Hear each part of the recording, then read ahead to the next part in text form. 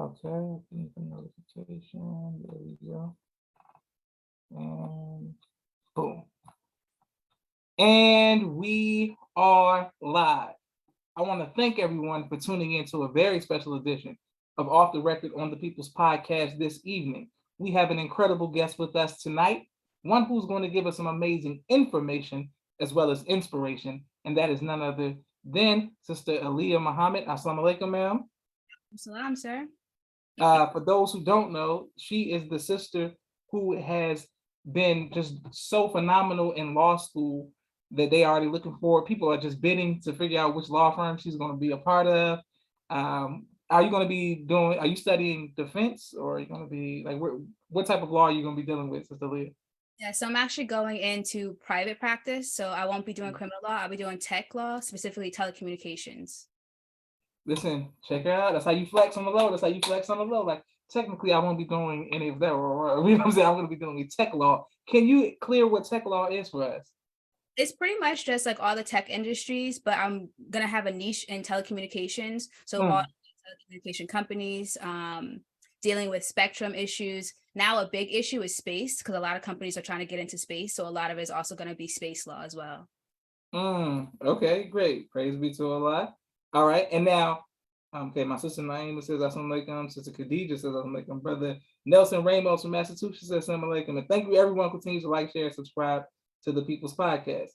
So, okay, once again, so in layman's term, will the company hire you, or can the everyday person reach out to you with your once you graduate? Once I graduate, depending on what they're asking me for, and as long as there's no conflict or anything, I would love to help as much as I can. One thing that I'm learning in law school specifically is that the legal field specifically is that there's a lot of word gymnastics that puts a lot of people up where they don't even know what they're signing or what they're agreeing to. So if I can help clarify some of that, absolutely. Great, yes, ma'am. And once again, you're going to be an attorney in the tech field. Okay, perfect. All right, we got it. Attorney in tech. Yes, ma'am. All right, now, what was it like? Okay, people showing you love. Brother Alec, checking in. Hope all is well. Alaikum salam, sir. Thank you, everybody who's watching it. What was it like for you growing up in the nation? Oh, I love that question. It was a beautiful experience because within my immediate family, my blood family, my parents were the only ones that actually joined the nation. So from a young age, I saw the difference between my parents and how they raised us in a nation, and then my cousins who weren't in the nation, and my aunts and uncles who weren't living, a good life. So seeing that at a young age, I saw the beauty and I saw the blessings in the teachings. Yeah, it was hardships because this world is very tempting. This world pulls on you a lot. And the teachings is so right and exact that the Satan doesn't want, a right and exact person. So absolutely, there were some times where this world was pulling, but I think a lot for my patient parents, specifically my mother, for guiding me in my Islam and showing me why the teachings were right, but giving me the room to figure that out. But growing up in the nation and the teaching was beautiful. We love Savior's Day. Yeah, we was hyped to go to Savior's Day every year. All praises to Allah. Excellent, and thank you for that great response. And people showing you love all across the country. Brother Alex from Tampa, Florida, checking in. Mosque number 47. Thank you very much. Sister Salima from Baltimore, always showing love. Walaikum salam, ma'am. And Sister Shahidi Kareem says, "Teach on that, girl. This is your blood sister." Listen, she already corrected me before on it, and I listen. It's the way when I look at it, it just does not come off Shahadi. But I'm gonna remember that Shahadi Kareem. Boom, got it. My next question for you, ma'am, is: what advice would you give to young people about pursuing their dreams? That is a great question. Mainly because I'll talk to Black people specifically. We've been told for generations that, we can't do it. We ain't nothing. And so when Black students want to go and pursue a career or go and pursue higher education, we have that in our head that we can't do it. So when we get in the classroom surrounded by white people or people who don't look like us, who may have been able to have tutors, who may be able to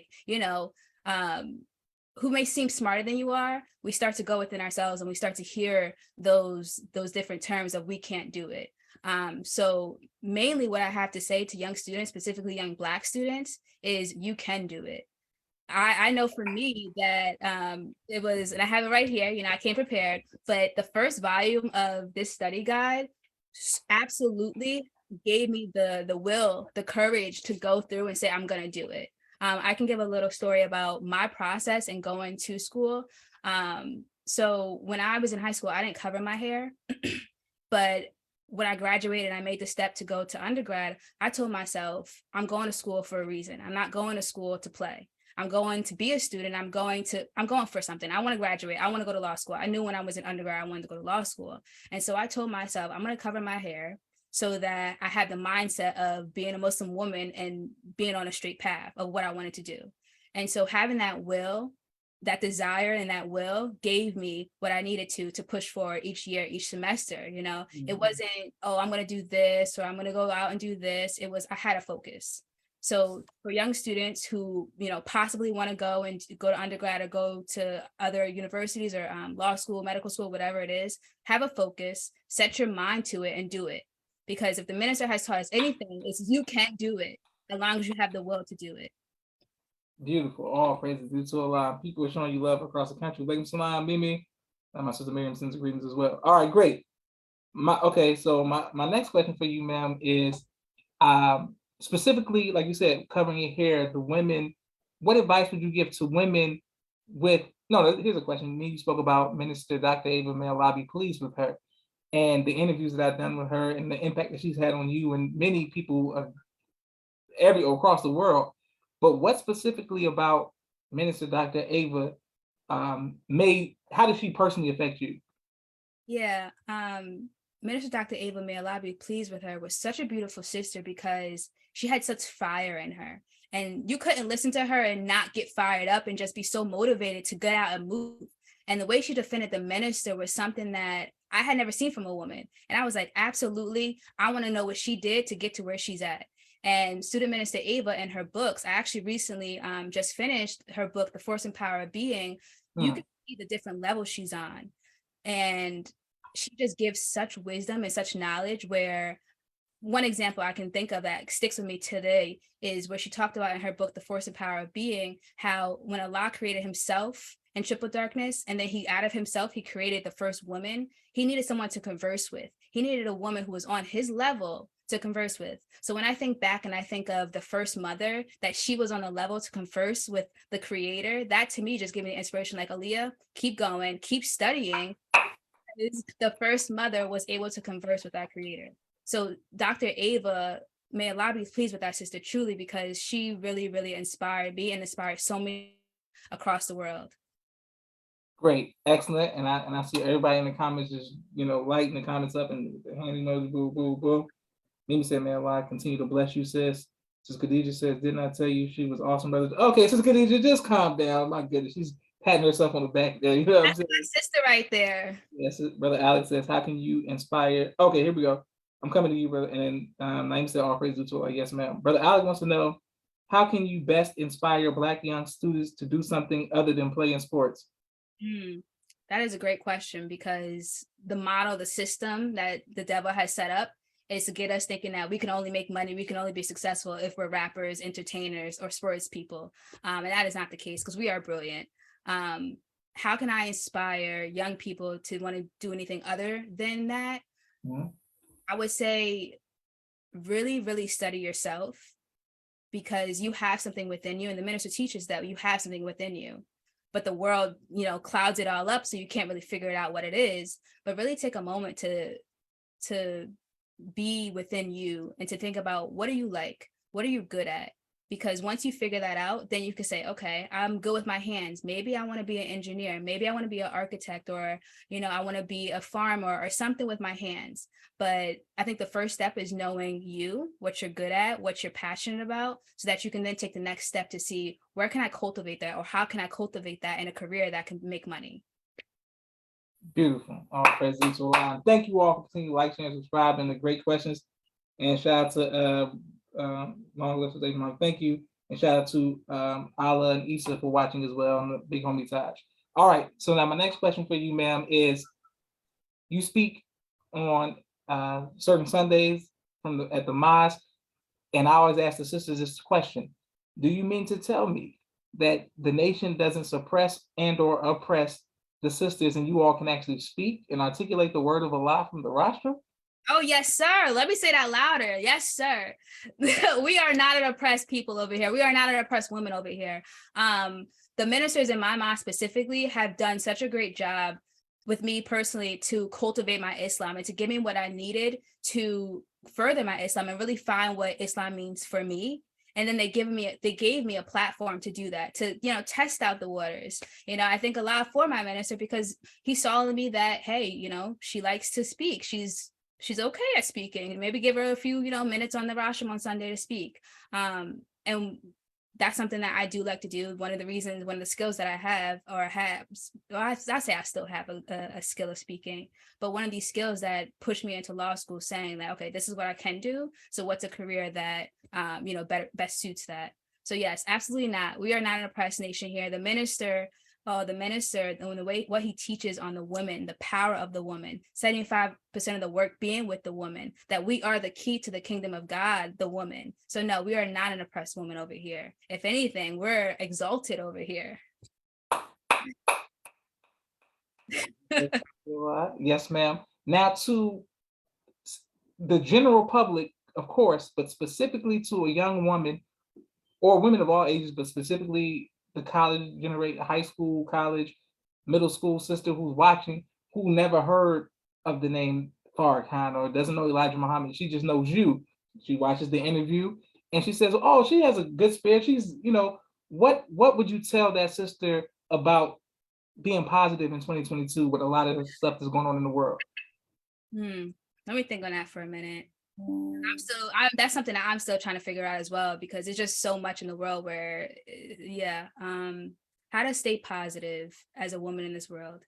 I would say to know that the time we're living in, that God is among us, and that what we see in the world is not going to last forever. We are assured victory, and hold that with you, because the world can beat on you every single day. Every single day, there's some type of stressor on TV, on the world that we see that really does weigh on you, put a lot of pressure on you. But just knowing that God is alive, God is among us, God is doing the work, there's no stress. Just give it to him. You just stay focused on what you need to do, because it's bigger things at play right now. Excellent. We have a few more questions for our Sister Aliyyah, but we have a quick 60-second commercial break for all of the sponsors of the People's Podcast. And people are showing you love all across the country, Sister Aliyyah. And we want people to know, because you're gonna have women who want to be like, I need a mentor, I need somebody who can help me in school. And we, the People's Podcast, love networking to let them know how to get in contact with you to help these sisters out. But we first have here we go. Boom. Sponsorships right here. Let's get it. Brother Rashad Street Premiere. He has a 4K camera and a drone. He does television and film editing. Please reach out to him if you need any of those services. Sister Miriam's ABC I Love Me, children's book and coloring book, and now Spanish book. All three available on Amazon.com. Sister Naima's Stay on Point Dance Academy, LLC. She teaches ballet virtually to young girls all across the country, right here in the studios of Atlanta, Georgia. Rock Communications. If you're working on a book and you need copy, editing, project management, content development, or media relations, please reach out to Rock Communications. Student Minister Robert L. Muhammad's Conflict Mediation, squashing the beast throughout the Southwest region. He does a phenomenal job. His wife, Sister Fudia Muhammad's Giving Birth to a God and the Science of Child Rearing. Please make sure you go out and get a copy of her book as well. Fashion Gods, urban streetwear clothing for men and boys. 314-329-6009. He'll keep you dressed in the best of fashion. Brother Kenneth's Bow Tie Maker Extraordinaire. He'll ship you bow ties anywhere across the nation. Taj Hollywood's Chemistry 6 episode, a new television series out on YouTube. He's looking for actors and writers. Make sure you support him. Keep It Hood, helping others overcome depression. Also by Taj Hollywood. Brother Aaron's Elevated Places, Stress Management, Real Estate, Credit, Repair, and Restoration. His Respect for Life Center, they do personal wellness, philosophy, emotional, and mental spiritual wellness. 229-344-1474. Dr. Henry Carter's King Henry Turkey Legs, right here in Atlanta, Georgia. Brother Rashad Muhammad's COVID-19 Disinfected Cleaning Services, out of Chicago. Student Minister Sharif Muhammad's book, A Soldier in the Movement of Christ, available on adulsharif.com. And lastly, Brother Joshua Muhammad's book, Cleopatra, as well as No Father, No Excuse, both available on Amazon. Boom. Thank you all very much. And right back to our sister, Sister Aliyyah. Now, my next question for you, ma'am, is have you ever been faced with fear? And if so, how have you overcome that fear? That's a great question. I wish I could have known it before, because I got some quotes on my wall that literally for real though, because fear handicaps you, and the minister teaches on how to overcome fear. You face your fear. When you know what you're fearful of, and I have different things that I'm a little hesitant about, but when you know what your fear is, go ahead and face it. Because once you overcome it and face it, then you're in your next step of your evolution and your development. But fear holds you back. You got to overcome the fear. Beautiful. All praises to Allah. So to answer my question, have you ever been faced with fear? And if so, how did you overcome that fear? Prayer. That's the first thing. Okay. Use the heart, meditate the heart. But then you take it one day at a time, and you, like I said, you address the fear. You go at it head on. When you go around the fear, you're only hurting yourself, and you're only making yourself more fearful. Muhammad ain't raised no punk, so you don't want to be a fearful person. So you got to go on and face it head on. All praises to Allah. Yes, ma'am. And people are showing you love all across the country. Sister Katina Muhammad says, that's right, face your fears. And Sister Khadija Kareem says, fear handicaps, teach, sis. Okay, wonderful. Now, people who are like us, we consider nation babies, people who grew up knowing who the true and living God is, get to an age where we can decide whether we're going to accept Islam in our way of life or we go another route. What was it about your personal experience that made you say you want to choose to take your shahada and say, I've been witness to the true and living God, and this is the way of life that you wanted to follow? Praise be to Allah. I love that question. And I wish more nation babies, we could have this open conversation, because this is really, really important now in this day and age. But I think I have different moments in my life thus far that I think have really solidified it for me. So back in 2012, my sisters can probably recall, we had at least my first Vanguard retreat. And the minister, he was at the farm, and I can't remember what he said. I just remember feeling it in my bones that this is what it was for me. This is what I wanted to be. And I was 12 at that. No, I wasn't 12. I was 14. I was in 8th grade at the time. So, 8th grade, I was going into high school. I was like, I wanted to be popular in high school. I want to do all this stuff in high school, but I knew that whatever I did, I knew this was for me at that moment in 2012.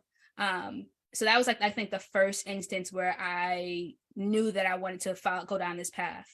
And then another one came really throughout, I guess, my life, but really in study group and being able to feed off the believers in the circle and learning and being in the study guides, because going through school, everything that I learned in school only verified the teachings and the minister's words. So it was how can I deny it when they're saying it, they're saying it, they're saying it? How can I deny when everything he said now is coming true? So it came naturally, I guess you could say, because it was right in front of me. The minister says that in everything around you are lessons if you're mindful. So I guess praise be to Allah, and I thank Allah that I'm a mindful person, because I saw the signs, and for me, I couldn't refuse those signs. Yes, ma'am. Yes, ma'am. All praise due to Allah. And people are saying very important. Come on, sis. Teaching, people are clapping. That's right, girl. Go off, sis. All the sisterhood stuff. You know how they do. All right. So then, boom. My next question for you, ma'am, is, your favorite album. What type of music do you listen to? If you could choose your favorite album of all time, what album would you choose? So my sister's on this right now. My mom is in front of me. It's funny because I have a very diverse music taste. Okay. So my favorite artist, nobody's probably gonna know this. My favorite artist is actually Hosier. He's like an alternative singer, very deep voice. So his album, probably Wasteland, is probably my favorite album. Okay. So that's the first time somebody ever used that. First time somebody ever said that artist. All right. So we're gonna say Hosier with the deep voice. That's what you're saying. Yeah. Yeah, boom. Yeah, probably my favorite. And what type of music does he sing? It's considered alternative, so it's like jazz. Okay. It's very slow. He has a very deep voice. Beautiful. All praises to Allah. And sister, your blood sister, she said, Hadi said her sisters rebelled, so she didn't have to. All praises to Allah. And Mimi said, my sister Miriam said she loved your spirit. Please protect it and continue to shine. Thank Absolutely. you. And then Sister Khadija says, Brother Joshua is just as diverse, sis. Please believe it. Thank you, Sister Khadija, for trying to tell I'm a diverse. Everybody know I'm diverse. I got diverse, you know what I'm saying? I got range. All right. Behind you, and I love Queen too. So I think I can Queen. Okay. A lot of people not up for Queen. Okay, a lot of people not up for Queen. Yes, ma'am. Praise be to Allah. All right. Boom. My next question for you, ma'am, is this is the student minister in you with your mother and people, our parents, everybody growing up, I mean, who gave birth to children, they had to spend so much time with the Most Honorable Louis Farrakhan physically. Now we're approaching the time of his departure. What do you plan to do to keep your faith in the absence of seeing the Most Honorable Louis Farrakhan physically for the time period? Oof, that's a deep question. That is a great question. He's given it to us. Just follow what he's given to us. The minister said, don't change it while he's gone. So, YouTube, for whatever, all the bad that it does and all the bad that it has, YouTube has so many lectures from the minister that you can go and just look and listen to the minister's words from years ago. And so the minister may not be physically with us, but he's still with us. We all have his videos and his voice and his words and his teaching. So, yeah, it's a deep question, but the minister, he may not be with us, but he's with us here, and he's with us.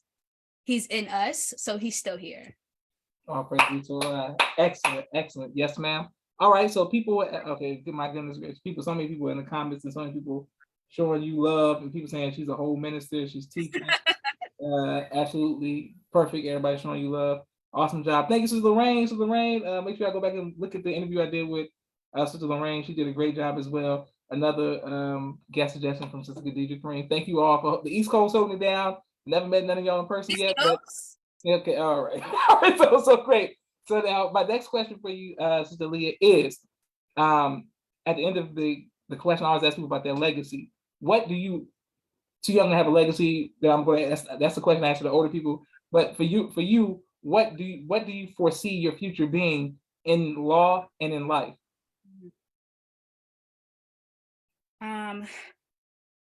I pray Allah use me for whatever he desires. I pray that I am humble enough to take whatever he gives me to use me.